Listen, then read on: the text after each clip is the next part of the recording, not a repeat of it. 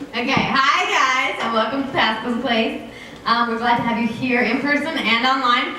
We're going to start off, we like doing a song that's not necessarily a worship song, just to kind of bring you guys in and enjoy and get to know us and have fun. So we're going to play a song that my mom wrote as a Christmas present to my dad, because she's just that sweet.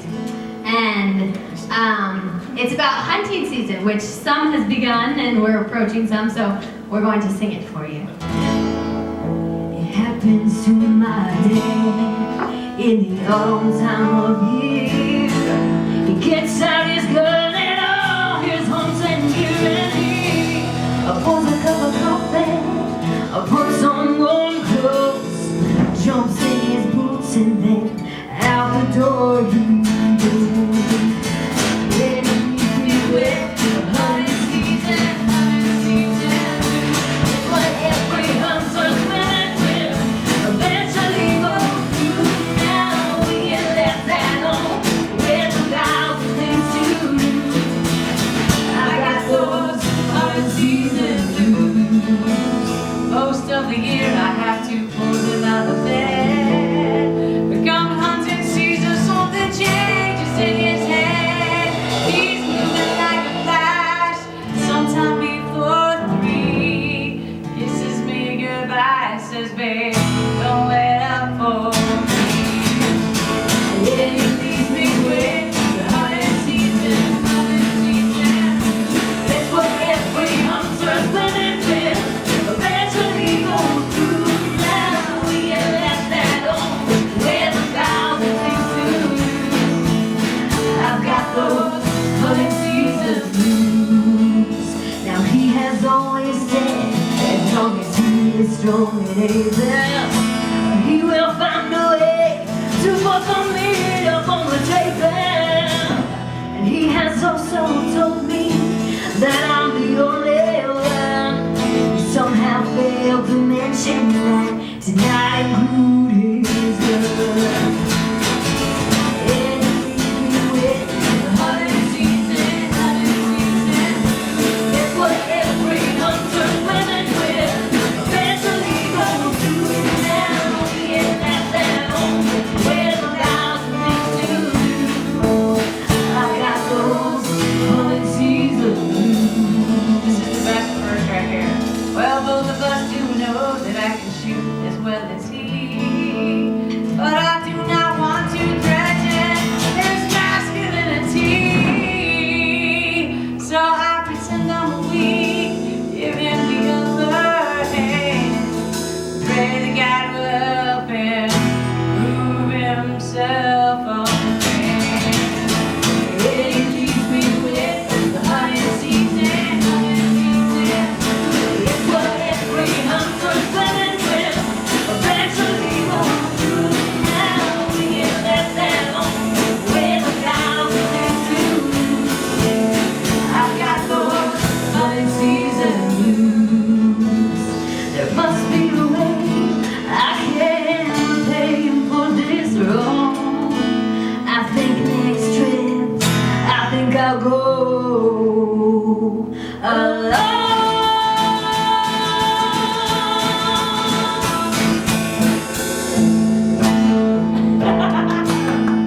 That's moving out, right? Yeah, I missed that.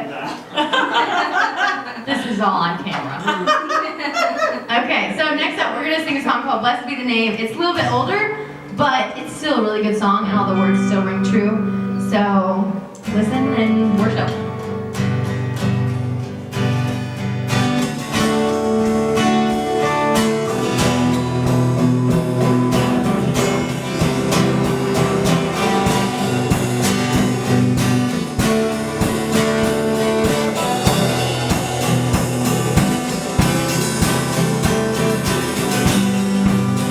Blessed be your name in the land, as the temple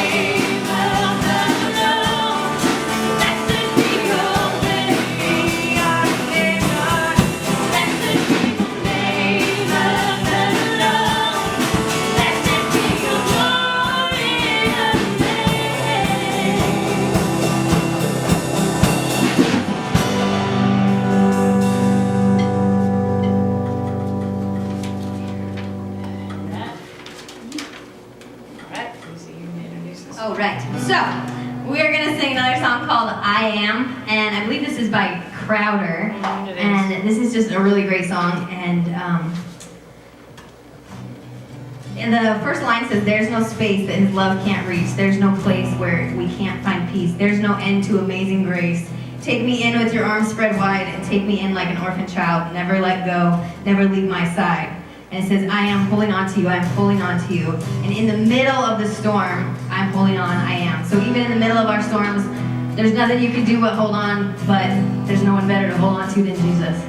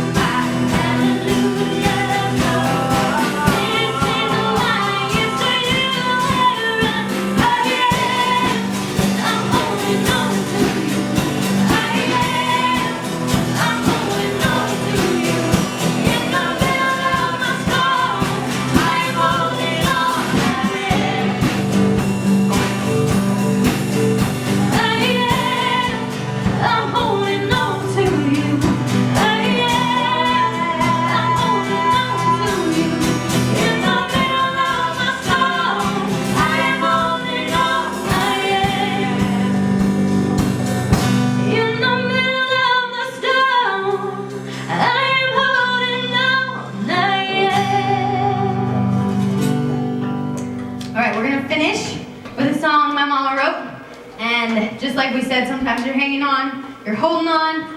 All that you can do is hang on to Jesus. But when you have Jesus, the best day with Jesus, or the worst day with Jesus, the worst day with Jesus is still better than the best day without him. Amen. And so that's what this song is about. Your mic looks like it's going to fall over. Is it?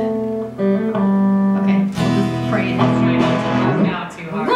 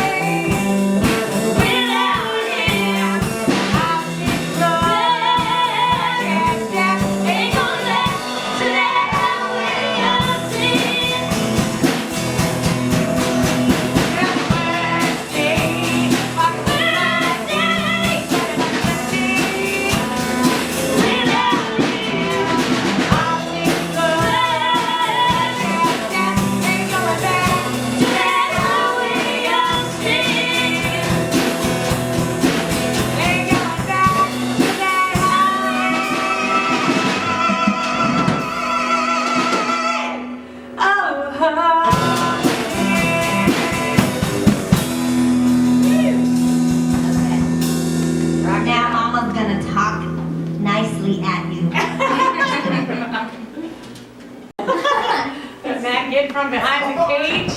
Matt has to be in a cage Don't because trip on my he's a pedal. little crazy, so he needs to be in a cage. Let me get my few notes out here and get my chair and some things I'm gonna talk to you about. I need this cool picture right here. So this is so cool. This picture. I'm gonna talk about this. Are you excited or are you just like really concerned for me? So anyway, last week we talked about truth and how important truth was. Because if you live for deceptive things, it can lead to destruction. And just even the pains of the past can cause you to have damaging behavior because you're stuck in something that's false or wrong. And so it's really important that we base ourselves in truth, that we find the truth. And we talked about last week how if you know the truth will set you free. And so we're going to continue with that idea, starting in Genesis, which is a very important book because a lot of the things in Genesis teach us some very important things. And sadly, a lot of people today don't really care that much about Genesis. So we're going to start a conversation about what amazing things are in Genesis that teach us real things for life.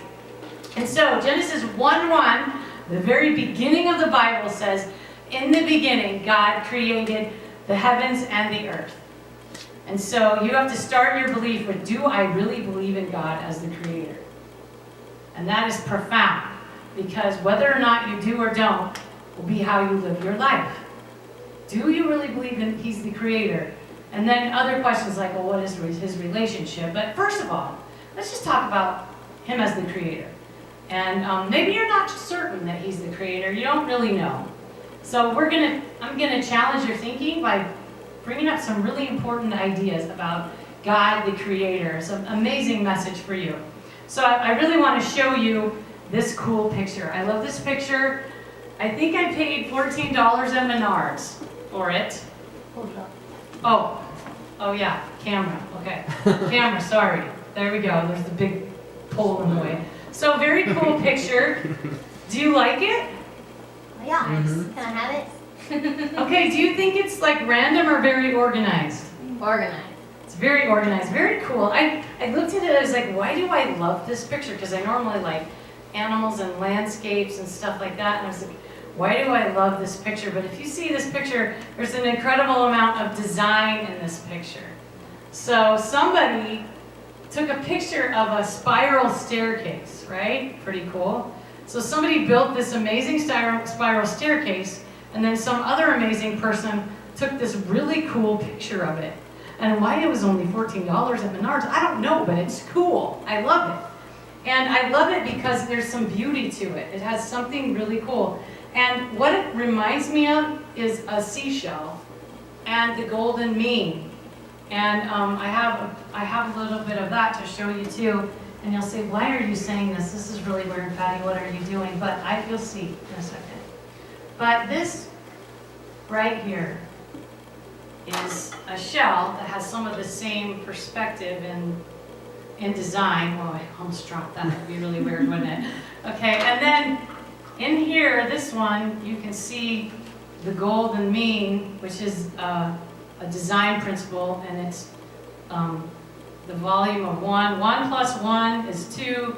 2 plus 3 is 4. 4 plus 5 is 6. And this is the volumetrically growth of those organized things. And it's very designed. It's definitely not random, right? Definitely not random. It took a thinker to do this, and a thinker to make that. And it's a design principle. And when we find things like that in design, you know it's not an accident.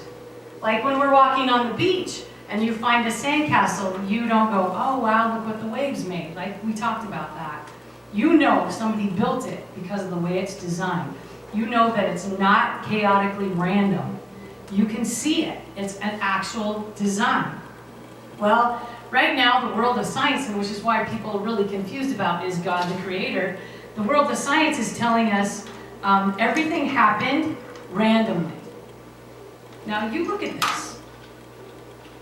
You tell me that's random. That's not random. It's very organized, very well designed, very beautiful. It's beautiful. In fact, if you think, what is beauty anyway? Is that it's a certain pattern, it's a certain thing, but we as people who are made, the Bible says we're made in the image of God, we can recognize what's beautiful. And that's why people love going to the beach, and they love going to the Tetons. And you know, we're fortunate to live near the mountains, which is awesome. We still love going to the beach because it's also awesome. And we notice when we're at the beach, people really like being there. In fact, it's a little crowded when we go. We're like, why is everyone here? Probably because why we're here. Everyone's here at the beach because it's cool. And so I just wanted to talk a little bit about this whole thing of organization and design, because the scientific world will tell you that everything happened with just matter and energy. And if you use any explanation besides matter and energy, they won't hear it. But matter and energy will not explain us, you, DNA, anything. Matter and energy will not explain those things. They absolutely will not. And I'll give you an example. I always use my kids for example. Sorry, I love you kids. You're just part of my life. I have to use you as examples sometimes. Kyle, you get it today. Okay, so when Kyle was little, he loved to build Legos. He really loved Legos. He always wanted to have for a special birthday, Christmas, whatever, this huge Lego set that was like usually Star Wars, the Millennium Falcon, the Death Star. And so for whatever it was, his birthday, Christmas, whatever, he would get one of these things, because they're pretty expensive and, you know, pretty big. So he would get one and he would get out the little map and build that thing in like less than a day. It was pretty amazing how fast he'd put that together. And then it would be done. And it would be like, wow, Kyle, that's amazing that you did that. That's all it took you. It was a few hours. But just to show you that what it took to make that was all those pieces, plus a design, plus and a concept, and a person with the brain to build it. That's a lot of things.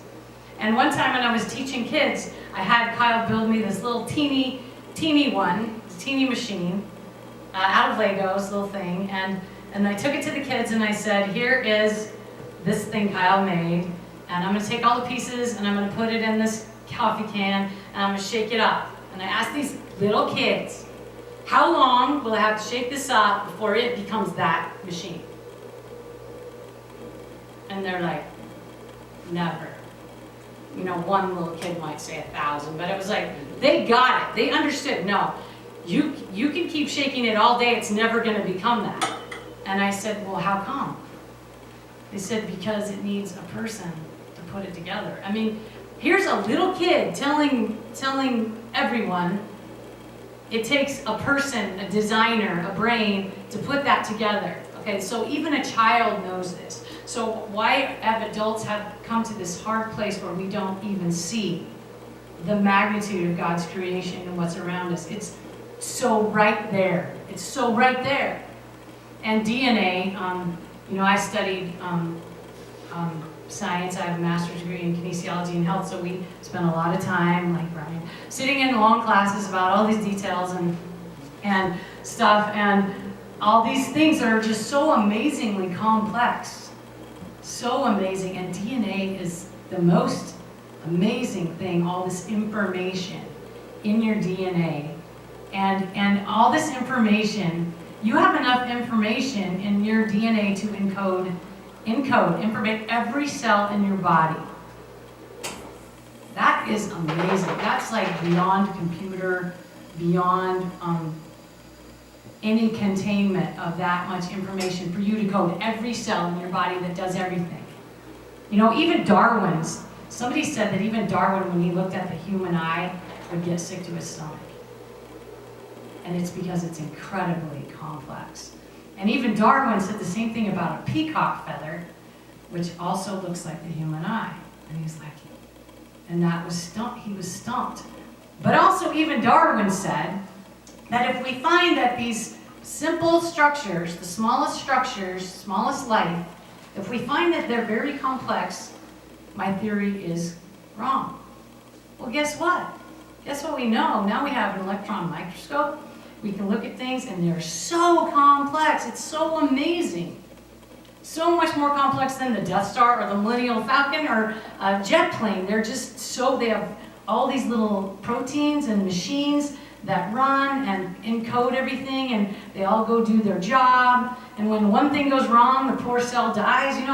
They got to do their job, and they have to be contained. It's like there was a scientist, and he was looking at just a bacteria cell, and it had this one had a flagellar motor on it, this bacterium, and he was noticing as he was watching it that it had like it's either 30 or 40 part rotating motor that moved the flagellum.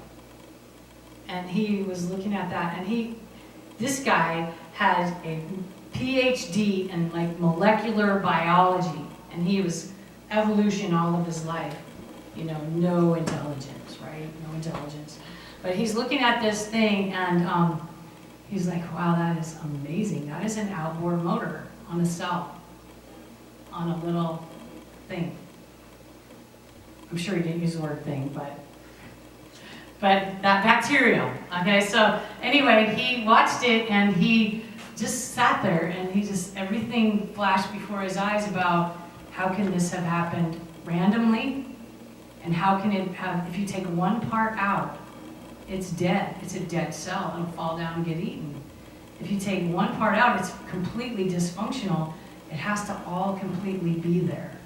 And so in that moment, while he was looking at this little bacteria, he was like, I don't believe in evolution anymore, because you have to have all these parts for this to work. It couldn't be without it.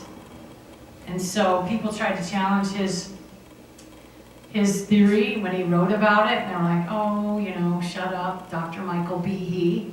You don't know anything. But really, he was just looking at something incredibly obvious, that a designer made this thing, and it's really complex, and it couldn't have happened by accident. And the probability for even a few molecular changes is like 1/10 to 164,000. It's crazy. It's like crawling across the universe and back 4 times before a random change might have happened. It's unbelievable numbers. It couldn't have happened.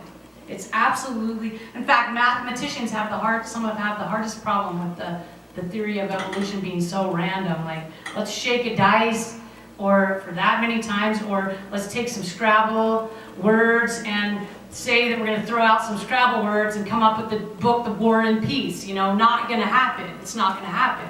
It's ridiculous.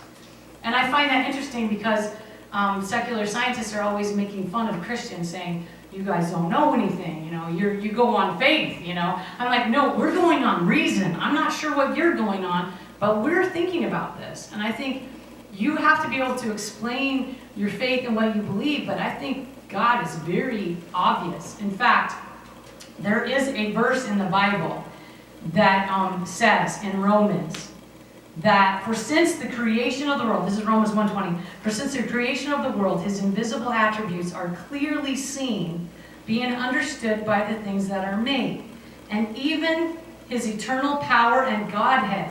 So we are without excuse. So that's a hard point. It's saying, if you look around you, open your eyes, I'm right here. And if you can't see me, it's because you're not looking, because I'm here. And to me, the more I know about science, the more I see God. So I am constantly perplexed at people who say, there's no designer, there's no designer there. It's like, really? Are you kidding me? One of the latest theories I heard is called like panspermia or something, where aliens planted some life here. Are like, you call us weird? You're weird. That's a weird thing. Or aliens planted us, that's the best you can do because you finally see that there's intelligence, so the best you can say is that aliens brought us here? Don't call me crazy, I'm just saying. There's absolutely no proof of aliens. They have these big towers trying to pick up even a random pattern like Morse code, A, B, A, B, A, or A, B, B, A, B, B, anything that shows a sign of intelligence. One little thing picking up in space, anything. Non-human, nothing. Nothing. Millions of dollars for no pattern, for nothing. Because God created everything, and we go looking for other things. The other real proof of God, which I find really phenomenal, is ethics and morals. For example, there are people that say, I don't believe in God because there's just too much suffering in the world. Well, if you don't believe in God, why do you care? Because if you don't believe in God, there's no moral code, there's no absolutes. You can't judge anybody by a moral code. That's what you're doing. You're judging a moral code. It's bad, people are hurting. Where's God? Well, if there is no God, why are you asking this question? There's no moral code. Therefore, Hitler wasn't wrong. If you say that, which I totally disagree, Hitler was a monster, of course, and but you can say that, you can judge him by a moral code. What he did was terrible. I'm just saying there's a moral code. There are certain things we know are absolutely wrong. And we know that. And we know it, and maybe we can't explain why we know it, but we know something in our conscience tells us things, that there's something wrong with people mistreating other humans, or something wrong with somebody wanting to kill someone on the basis of their race, or we just know it's wrong. And we know it's wrong because we're made in the image of God. And even though we're broken, we still recognize beauty and we recognize goodness. And it's like, that's why we get that great feeling in a movie when someone does really something cool for someone else, and we're like, yes, it's so cool. Or why we're in a movie going, oh no, that's horrible, you know? And the science behind this is called desensitization theory. This is done by secular scientists, so I'm not just preaching here. Secular scientists found that all people are abhorrent to blood and gore unless they're desensitized. That they found that to be true. So that nobody loves seeing the animals squished by the side of the road. It's kind of like everybody's like, oh, that's sad. But you get desensitized, you get used to it. And so, not as to saying there's anything wrong with like hunting or times when we have to kill an animal or something, but we sense that it's something that has to be done and not something we just love to do. It's survival, we kill to protect, we kill to survive, but we don't love it. It's not lovely. It's just something we have to do. And so if there are people who consider that lovely and wonderful, and those people are like serial killers, and those people are sick, and they need to be in jail because it's not normal thinking. It's evil. And therefore, we have evil in the world because there are people who choose to do wrong things. And then another proof of God is character development. So like in the field of science, Daniel Goleman came up with this idea called emotional intelligence. And he found with all this research, that if people have a few qualities, they tend to be more successful in life. They tend to have better relationships, not meaning successful by money, but contentment. And he found that these qualities are like persistence against frustration, empathy, self-discipline, delayed gratification, hope, and in control of impulse, all these things like this. So if you got these things, you are going to be okay in society. Another guy by the name of Gavin DeBecker says if you don't have them, he's a criminal profiler, you're going to end up in jail. That's what Gavin DeBecker would say. So, and he was basing his studies on Daniel Goleman's. And then there's other people like Dave Grossman, who gets called when they have a school shooting, and talks about how we are desensitizing. People are getting pretty desensitized by some of their gaming and things that they're doing, that they're really comfortable with violence against innocent people. So he has his opinions on that. And what's really interesting about, especially Daniel Goleman's theory, is that it's very biblical. He doesn't know it. I think I should call him, right, and say, hey, dude, your stuff's so biblical. Do you read the Bible? But anyway, all of the stuff mentioned in emotional intelligence is all taught throughout the whole Bible. the whole Bible. The Proverbs, the Old Testament, the New Testament, it's all through the whole thing. It's pretty amazing that these scientific studies of good character you could find in a book that was written a long time ago. And all these different authors, and they all agree with each other. It's amazing. And so if you think about character development, and you think about God and his moral code, that he created the universe, and he created a moral code, and then he teaches us how to live our lives in fellowship with other people, which we need, right? We need fellowship with other people. You know what happens to us when we don't have fellowship with other people? We're like the guy on Castaway, you know, talking to a volleyball. I mean, that's where we are if we don't have fellowship with people. Hopefully you've seen that movie, or you just think what I say is the most ridiculous thing you've ever heard. But Tom Hanks, okay, Castaway. So what is our purpose then? He obviously has one for us. The coolest part of all is that he created us to have fellowship with him. That's so cool. So he didn't just make us up there with this great mind, go, let's just watch these people, see what they do. He could have done that, but he didn't. He said, let's have fellowship with him. Let's have fellowship. So he created man and Eve so he could have fellowship. So that's really awesome. So he wants to know us, and he wants us to have a relationship with him. So not just be a person like looking up at God going, hey God, I see you're there, it's cool what you made, I really like it. But he's up there saying, I really want to know you. And I know you, but I really want you to know me, and I want to have a relationship with you, which is cool, right? That God, the creator of the whole giant universe, would care to have a relationship with you. And I think that's where the most people get hung up. That's where I got hung up. Because I was like, I can obviously, by intellect, see that God is real. Because it's so obvious by creation. It's obvious. It's obvious that there's some moral code. And I know that. I knew that because, you know, my cousin was killed by a serial killer, so I knew that was wrong and something was broken. When that happened, something was bad. And I knew there was some moral code that had been broken when that happened to our family. And so I knew that. But to really understand that the God that set up everything, the judge, really wanted to have a relationship with me, that is the coolest thing. It took me a long time to get to that place where I got that God wanted to have a relationship with me. Because I didn't really think, we have this thing where we think that God doesn't care. He's just up there, you know, like being big God and ruling the universe. But no, he really does care.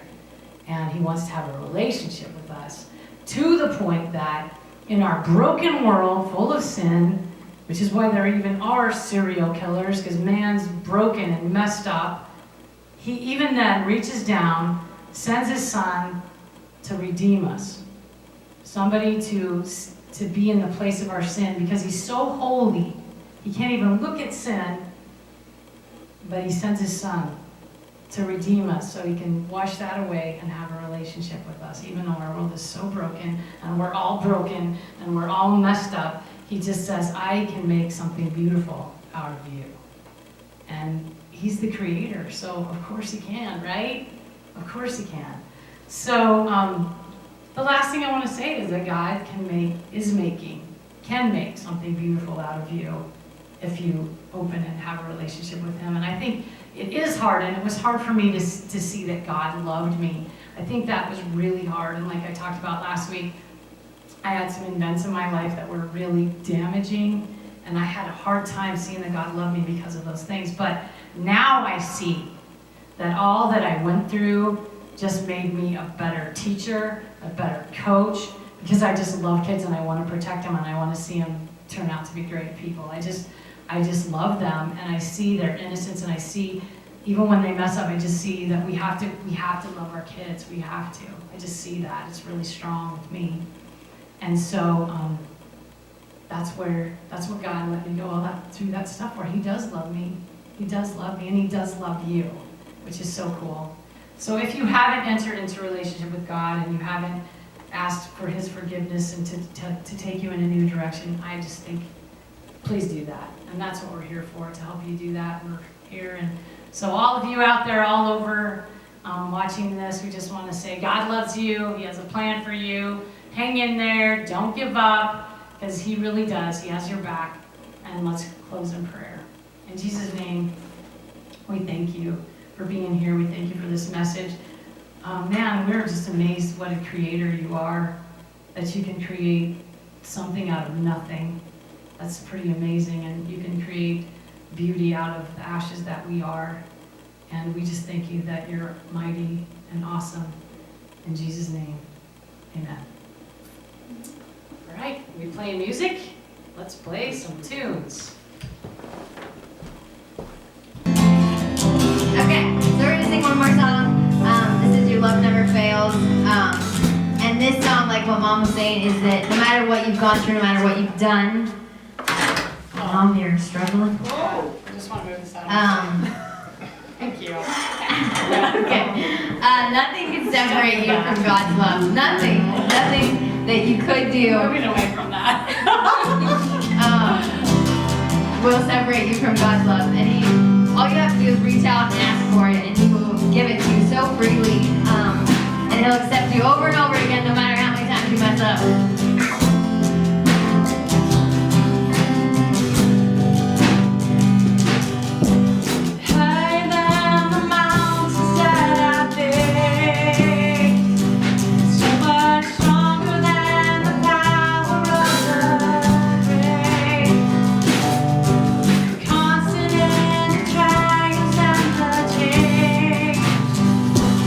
One thing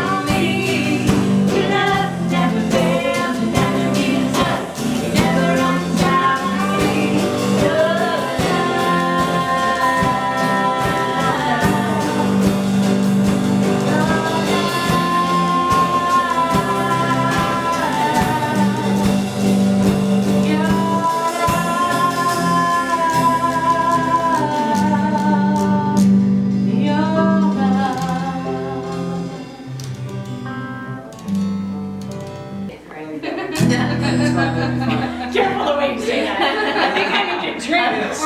Same timing, right? A not hard drink. Well, this train is bound for heaven. All you people get on board. We're gonna have a party to celebrate the love. And we'll stop at every depot to bring more people in. I'm aboard this heaven train and step out of your seat. When this train is bound for heaven, all you people get on board. We're gonna have a party, celebrate the love. We'll stop at every depot to bring more people in. I'm aboard this heaven train, step out of your seat. When I come, if you notice, the world is going mad. People getting crazy, saying that it's bad. That long train is taking all our people to the grave. Time to let the love know what has come to stay. Well, this train is bound for heaven, all you people get on board. We're gonna have a party to celebrate the Lord. We'll stop at every depot to bring more people in. I'm aboard this heaven train, step out of your seat. Well, this train isn't crowded. Oh no, we got room for more. We're gonna build this train and take it up to heaven's door. You don't need a ticket to get on board this train. You must just a panic call on the Lord's name. Well, this train is bound for heaven, all you people get on board. We're gonna have a party, celebrate the love. We'll stop at every depot to bring more people in. I'm aboard this heaven train, step out of your seat. I'm aboard this train, I'm aboard this train, I'm aboard this train, step out of your seat. I'm aboard this train, I'm aboard this train, I'm aboard this train, and step out of your seat.